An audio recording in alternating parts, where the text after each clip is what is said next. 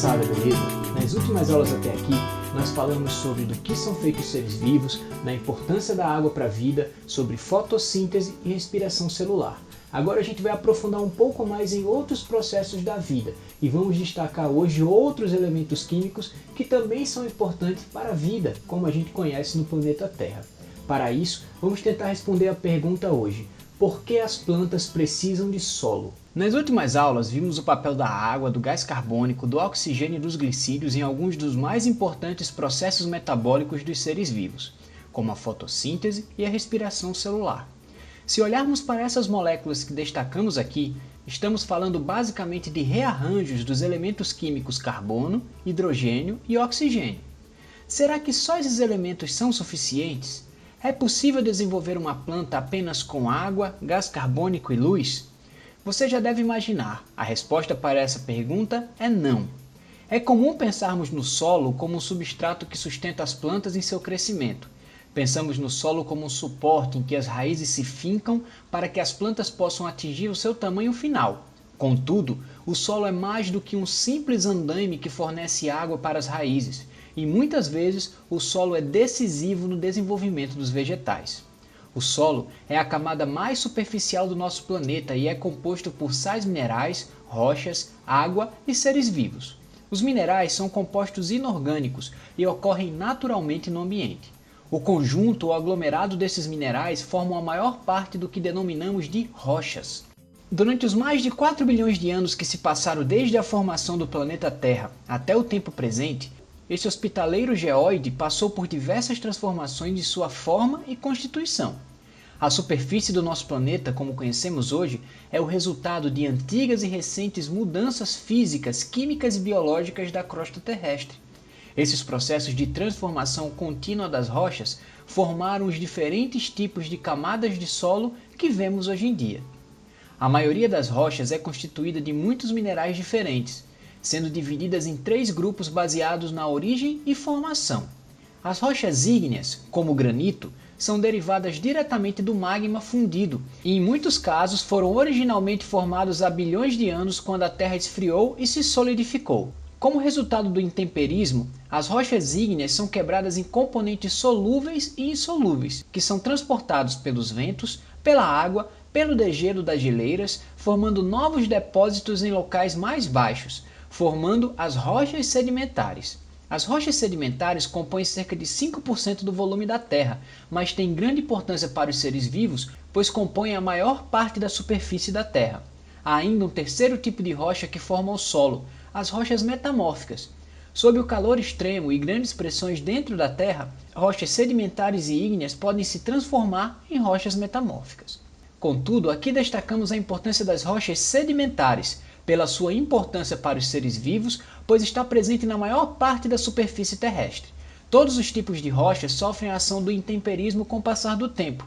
O intemperismo é o conjunto dos processos físicos, químicos e biológicos que desintegram e decompõem as rochas em partes menores. A rocha é então fragmentada e seus minerais se tornam disponíveis no solo.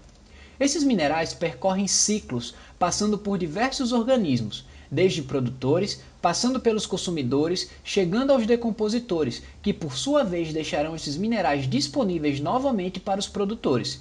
Podemos dizer que são as plantas que trazem esses minerais para os seres vivos, absorvendo-os do solo por suas raízes.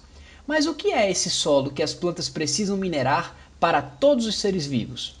Quando uma semente germina no solo, em pouco tempo ela consome suas reservas energéticas e nutricionais, então começa a realizar fotossíntese. Pelos estômatos, o gás carbônico do ar atmosférico é absorvido e pelas raízes, a água entra nas estruturas da planta. Com o gás carbônico e a água, já seria possível realizar fotossíntese e a planta seguir o seu desenvolvimento. Entretanto, como você já deve ter percebido nas aulas passadas, citamos diversas moléculas importantes do metabolismo energético das plantas que possuem outros elementos químicos em sua composição, como os aminoácidos que formam as proteínas e possuem nitrogênio em sua estrutura molecular, o ATP, importante molécula no metabolismo energético que possui átomos de fósforo em suas moléculas, o enxofre, que está presente em alguns aminoácidos e proteínas, e também na molécula da coenzima A, que tanto falamos na aula passada sobre a respiração celular. Portanto, outros elementos químicos são essenciais para que a vida aconteça. Quando a planta absorve água por suas raízes, ela também absorve diversos outros minerais do solo, que seguirão para suas estruturas internas. Mais de 60 elementos químicos já foram identificados nas estruturas das plantas, incluindo ouro, prata, chumbo, mercúrio e urânio. Mas não é simplesmente por estar presente nas estruturas das plantas que esses elementos químicos sejam úteis para a sua sobrevivência. A maioria deles é apenas um reflexo da composição do solo em que as plantas estão. A maioria dos elementos químicos encontrados nas plantas é absorvida do solo como íons. Apenas um pequeno grupo de 17 elementos químicos parecem ser realmente necessários para o crescimento saudável das plantas. Esses elementos, quando em falta, causam problemas no crescimento ou as plantas não se reproduzem normalmente. Além do carbono, hidrogênio e oxigênio, já tão mencionados nas nossas aulas, outros elementos como potássio, cálcio, magnésio, nitrogênio, fósforo, enxofre, ferro, manganês, zinco, cobre, cloro, boro, molibdênio e níquel são essenciais para a maioria das plantas. De maneira geral, esses elementos são necessários para a planta completar o seu ciclo de vida, podendo ser constituinte de alguma molécula, como o magnésio na molécula de clorofila ou o nitrogênio nas proteínas. A ausência de algum desses elementos faz com que apareçam sintomas de deficiência, facilitando a identificação do tipo de carência do solo. Já citamos algumas funções do nitrogênio, fósforo e enxofre. Vamos aqui citar algumas funções de outros elementos químicos.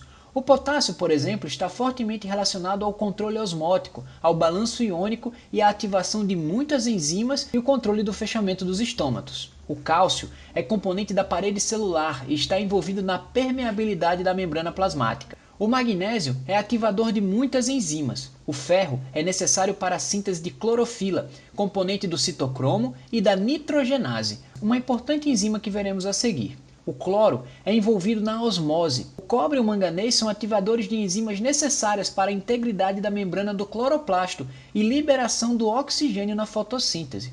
O zinco e o molibdênio são ativadores de muitas enzimas necessárias para a fixação do nitrogênio e redução do nitrato. O boro é envolvido na síntese de ácidos nucleicos e integridade da membrana.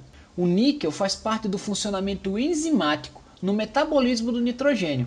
Alguns outros nutrientes inorgânicos, como alumínio, cobalto, sódio, selênio e silício, também são essenciais, mas para apenas alguns tipos de organismos específicos.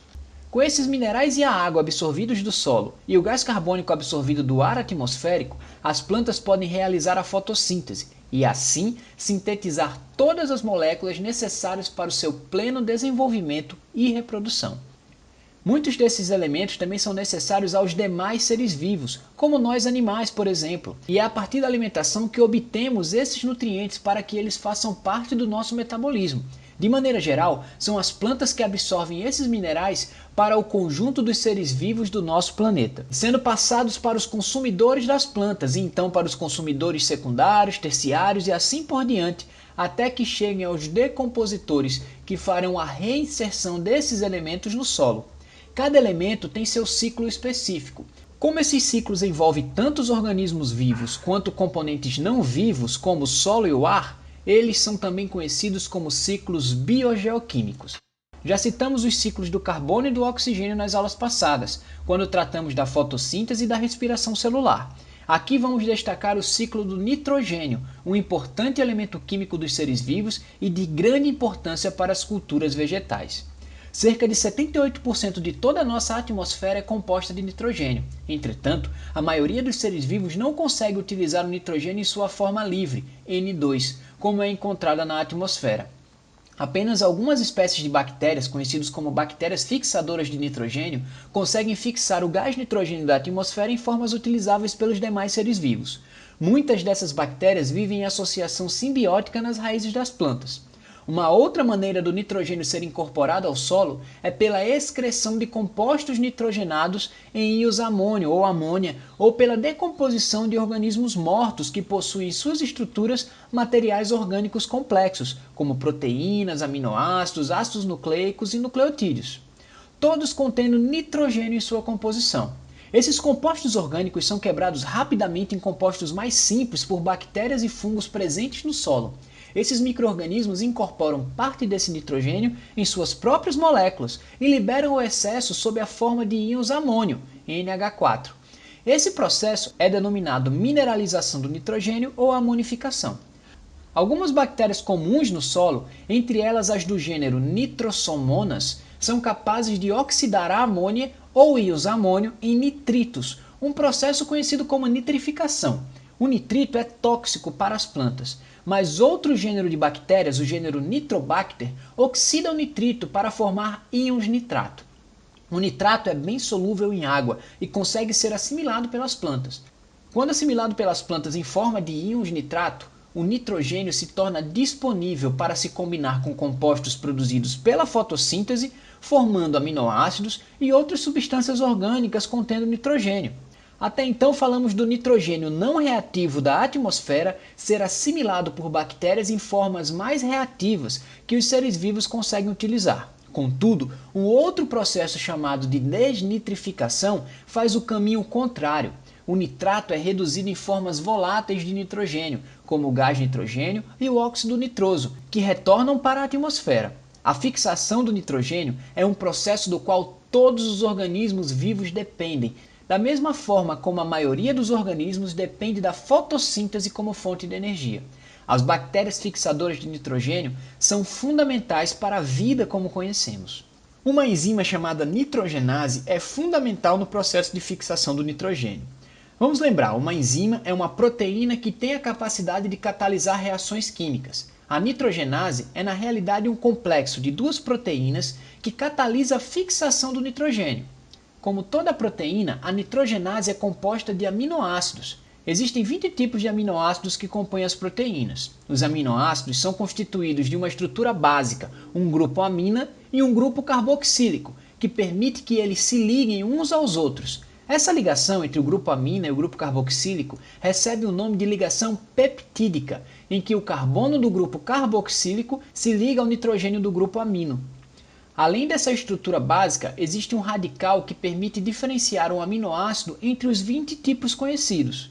A cadeia de aminoácidos ligados uns aos outros forma uma estrutura linear que se dobra, adquirindo uma forma tridimensional. Essa estrutura tridimensional é decisiva na função da proteína, pois são os sítios formados por essa configuração que definem a função da proteína. Esses sítios permitem que as proteínas se liguem com alta especificidade a outras moléculas e catalisem reações químicas, dirigindo os processos químicos dos seres vivos.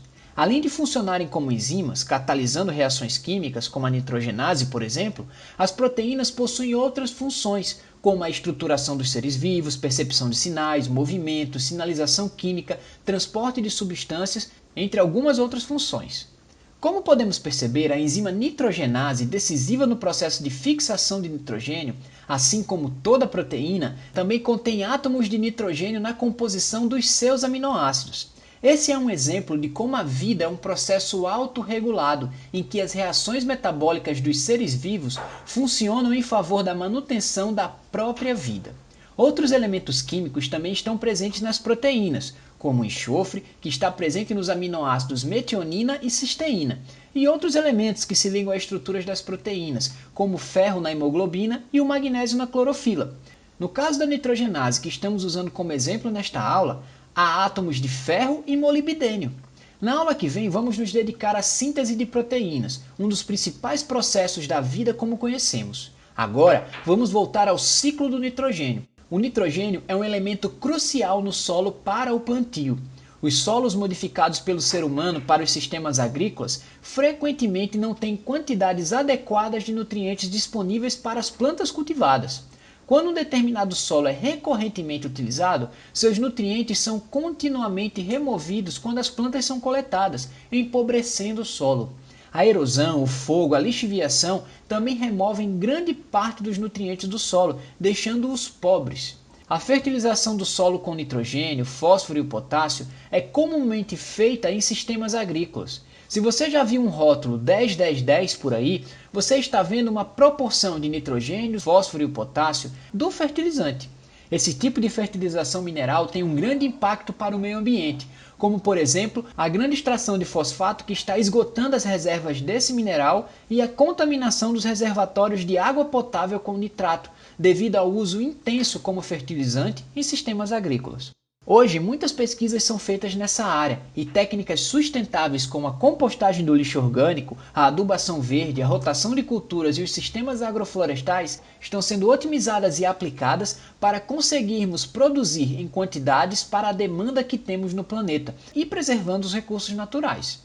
Então, voltando à nossa pergunta inicial, por que as plantas precisam de solo? É possível plantar na água, como nos sistemas hidropônicos, em que fertilizantes minerais são adicionados à água que passa pelas raízes das plantas em calhas com água corrente. Essa é uma boa maneira de otimizar a produção, principalmente de hortaliças, e evitar algumas pragas. No entanto, esse tipo de cultivo faz uso de fertilizantes minerais que têm um grande impacto para o meio ambiente. Há uma outra maneira de plantio sem solo que causa menos impacto, a aquaponia, em que, em vez de adicionar os fertilizantes minerais à água, os nutrientes são proporcionados pelo acoplamento do cultivo vegetal ao cultivo de animais aquáticos, como peixes e camarões. Seus excretos nitrogenados são processados em biofiltros com bactérias aeróbias que disponibilizam nitrato para as hortaliças. No entanto, mesmo que supostamente sem solo, a hidroponia e a aquaponia imitam o solo. Sustentam as plantas com estruturas de plástico, madeira ou metal, disponibilizam os nutrientes necessários e realizam o fluxo da água. Tudo que o solo faz de maneira natural, mas aqui de maneira artificial. Geralmente, esses sistemas são de pequeno ou médio porte, nada comparado com as florestas naturais que cobrem áreas continentais. Para o roteiro da aula de hoje, eu tive a ajuda da Cássia Alves e do Júlio Lustosa, estagiários do curso de Licenciatura em Ciências Biológicas da UFRN. Hoje nós vamos ficando por aqui. Como material suplementar, eu indico fortemente o episódio 1 da série One Strange Rock da NetGeo, uma série muito legal que mostra o nosso planeta na perspectiva de 8 astronautas que testemunharam a vida, os ciclos do nosso planeta lá do espaço. Esse episódio em especial é muito bacana, que mostra como a vida do nosso planeta está totalmente interconectada, como eventos que acontecem lá na África vão interferir aqui na América do Sul e coisas do tipo. Muito bacana, vale a pena assistir. Outro material suplementar que eu recomendo é um vídeo aqui do canal chamado Por que a gente é assim? Ele trata um pouco sobre as proteínas, nós falamos um pouco sobre as proteínas na aula de hoje, mas ele vai avançar um pouquinho mais sobre a síntese de proteínas e como as proteínas vão dar forma e função aos seres vivos. Também já vai preparar um pouco para a próxima aula que vem por aí, tá bom? Se você gostou, não se esquece de curtir, se inscrever no canal e compartilhar com os amigos, pois esta aqui pode ser uma boa maneira de alguém aprender sobre ciências da natureza. Até a próxima!